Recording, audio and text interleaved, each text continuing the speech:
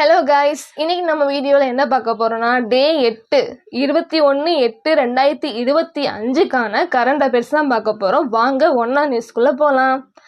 பாரம்பரிய மருத்துவம் குறித்த 2வது WHO உலகளாவிய உச்சி மாநாடு எங்கு நடைபெறும்? பதில் புதுடெல்லி. நம்ம எல்லாத்துக்குமே காமனாக தெரியும், WHO அப்படின்னா WHO அப்படின்னா வேர்ல்டு ஹெல்த் ஆர்கனைசேஷன் வந்து ஹெல்த் ரிலேட்டடான டிபார்ட்மெண்ட் தான். இந்த WHO டிபார்ட்மெண்ட் வந்து மேக்சிமம் ஹோமியோபதி, சித்த வைத்தியம் இதில் தான் ரொம்ப கான்சென்ட்ரேட் செலுத்தி வந்துட்டுருக்காங்க. ஆல்ரெடி முதல் உச்சி மாநாடு வந்து 2023 சீனாவில் வந்து நடந்துச்சு. இப்போது இந்தியாவோட மெயின் டார்கெட்டாக வச்சு 2025 இந்தியாவோட தலைநகரமான புதுடெல்லியில் வந்து இந்த WHO வந்து உச்சி மாநாடு நடத்துகிறாங்க. 2வது கொஸ்டின், இந்தியாவின் 2வது பெரிய கிரிக்கெட் அரங்கம் 60,000 இருக்கைகள் கொள்ளளவுடன் எந்த நகரத்தில் கட்டப்பட உள்ளது? பதில் பெங்களூரு. நம்ம இந்தியாவில் 1வது மிகப்பெரிய அரங்கம் ஸ்டேடியம் என்னதுன்னு பார்த்தீங்கன்னா அகமதாபாத் நரேந்திர மோடி ஸ்டேடியம் தான். அது வந்து 1.32 lakhs கெப்பாசிட்டியுடன் காணப்படுகிறது. இப்பொழுது 2வது பெரிய அரங்கமாக 60,000 கெப்பாசிட்டியுடன் பெங்களூரில் வந்து கட்டப்படுறதா இருக்காங்க. இதை வந்து BCCI and Karnataka state cricket association தான் இணைந்து இந்த திட்டத்தை உருவாக்கியிருக்காங்க. இனிமேல் தான் கட்ட போகிறாங்க.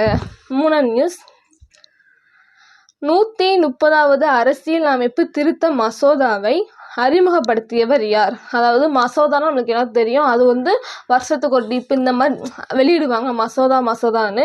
இதில் 130வது அரசியல் அமைப்பு திருத்த மசோதாவை அறிமுகப்படுத்தியவர் யாருன்னு பார்த்தீங்கன்னா பதில் அமித்ஷா. நம்ம எல்லாத்துக்கும் காமனாக தெரிஞ்சது, அமித்ஷா வந்து உள்துறை அமைச்சராக செயல்பட்டு வர்றாங்க.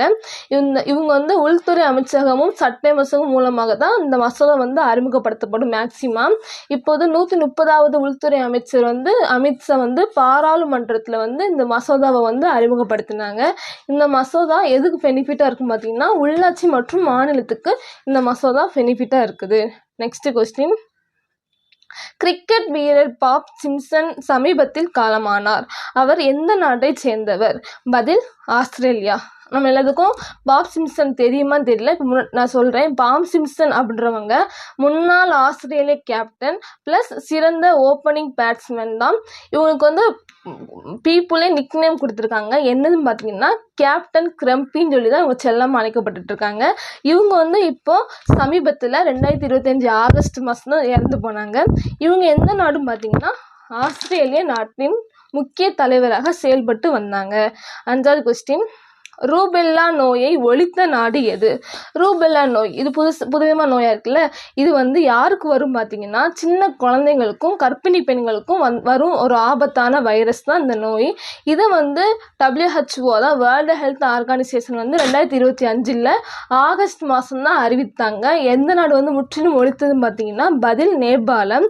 இது வந்து ரூபெல்லா நோயை வந்து முற்றிலும் ஒழித்து இந்த நாட்டில் வந்து இந்த பிரச்சனையே வரக்கூடாதுன்னு சொல்லி இந்த நாடு வந்து செழிப்பாக வளர்ந்துட்டு வந்திருக்கு. நெக்ஸ்ட் கொஸ்டின், இந்தியாவின் iPhone 17 உற்பத்தி எங்கு தொடங்கப்பட்டது? பதில் பெங்களூரு. இந்த ஆப்பிள் நிறுவனம் வந்து இந்தியாவையும் தனது உற்பத்தி மையமாக எடுத்துகிட்டு வராங்க. இது எதனால் அப்படின்னு பார்த்தீங்கன்னா மேட் இன் இந்தியா ஐஃபோன் முக்கியம் வந்து இது வந்து வருது. அப்புறம் இந்த ஐஃபோன் உற்பத்தி வந்து இந்தியாவில் ரொம்ப வந்துச்சுன்னு வச்சுக்கோங்களேன், நம்ம இந்தியாவும் எக்ஸ்போர்ட் பண்ணுற லெவலுக்கு வந்துடும். அதனால தான் iPhone 17 உற்பத்தி வந்து நம்ம இந்தியாவில் பெங்களூர் என்ற இதில் வந்து நடைபெறுது. நெக்ஸ்ட் கொஸ்டின், வெளிநாட்டு அமைச்சர் ஜெய்சங்கர் ரஷ்யாவில் எடுத்துக்கொண்ட முக்கிய பிரச்சனை எது? நம்ம வெளிநாட்டு அமைச்சர் ஜெய்சங்கர் இருக்காங்களே, அவங்க ரஷ்யாவில் எடுத்துக்கொண்ட முக்கிய பிரச்சனை எதுன்னு பார்த்தீங்கன்னா வர்த்தக சுமை. என்னது அப்படின்னு பார்த்தீங்கன்னா இந்தியாவுக்கும் ரஷ்யாவுக்கும் நடுவில் இம்பேலன்ஸ் தான் இருக்குது. என்ன சொல்ல வராங்கன்னா இந்தியா ரஷ்யாவிலேருந்து நிறையா எண்ணெய் வந்து இறக்குமதி பண்ணுறாங்க. ஆனால் ரஷ்யா வந்து இந்தியாவிலேருந்து அவ்வளவோ பொருட்களை வந்து வாங்கவே இல்லை. இதனால் இந்தியாவுக்கு தான் நஷ்டம். அதான் இம்பேலன்ஸ் வந்து காணப்படுது. இதுக்காக வெளிநாட்டு அமைச்சர் ஜெய்சங்கர் வந்து ரஷ்யாவிலேருந்து எடுத்துக்கொண்ட முக்கிய பிரச்சனைனா வர்த்தக சுமை, இங்கிலீஷில் ட்ரேட் டிஃப்ளெக்ட் அப்படின்னு சொல்கிறாங்க. நெக்ஸ்ட் கொஸ்டின், தமிழகத்தில் 21/8/2025 அதாவது இன்று அமலுக்கு வந்த புதிய சட்டம் எது? பதில் பசு இனப்பெருக்க சட்டம். அது வந்து பாவின் ப்ரீடிங் ஆக்ட் அப்படின்னு சொல்ல வராங்க.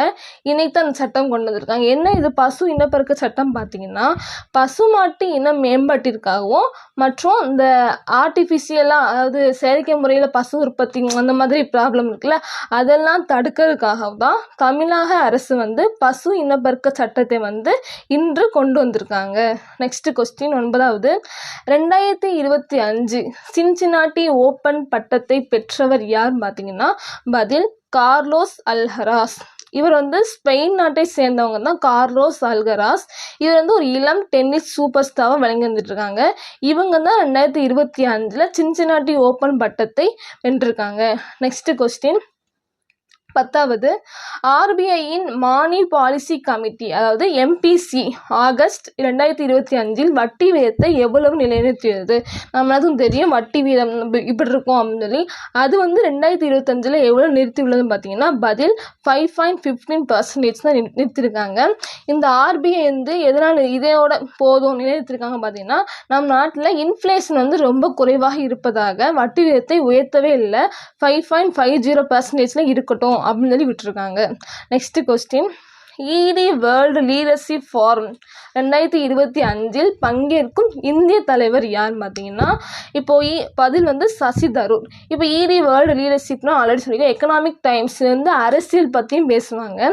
இதில் 2025 நடக்க போகிற இதில் இந்திய தலைவர் யார் வந்து பங்கேற்காங்க பார்த்தீங்கன்னா, பதில் சசி தரூர். இதில் ஜான் கோண்ட்ரி அது வந்து USA, நெக்ஸ்ட்டு மேட்ரோ ரோஞ்சி அப்படின்றவங்க இந்த இத்தாலி, இவங்க 2 பேரும் தான் சேர்ந்து இருக்காங்க. இவங்க கூட சேர்ந்து தான் நம்ம இந்தியாவோட தலைவராக சசி தரூரும் இந்த மீட்டிங்கில் பங்கேற்காங்க. நெக்ஸ்ட் கொஸ்டின், இந்தியா அமெரிக்கா வர்த்தக பேச்சுவார்த்தை ஆகஸ்ட் 25, 29 ஏன் ரத்து செய்யப்பட்டது? பதில் அமெரிக்கா புதிய சுங்க வரி விதித்தலால். இப்போது அமெரிக்கா வந்து இந்தியாவிலேருந்து இருந்து வர சில பொருட்களுக்கு வந்து 25% வந்து சுங்க வரி கட்டணம் வந்து விதிக்கணும்னு சொல்லி ஒரு முடிவு எடுத்திருக்காங்க. இதனால் நம்ம இந்தியாவுக்கும் அமெரிக்காவும் வர்த்தக பேச்சுவார்த்தை வந்து ரத்து செய்யப்பட்டுள்ளது. அவ்வளோதான் கைஸ் இன்னைக்குடைய கரண்ட் அஃபேர்ஸ். நாளையுடைய கரண்ட் அஃபேர்ஸை பார்க்கலாம்.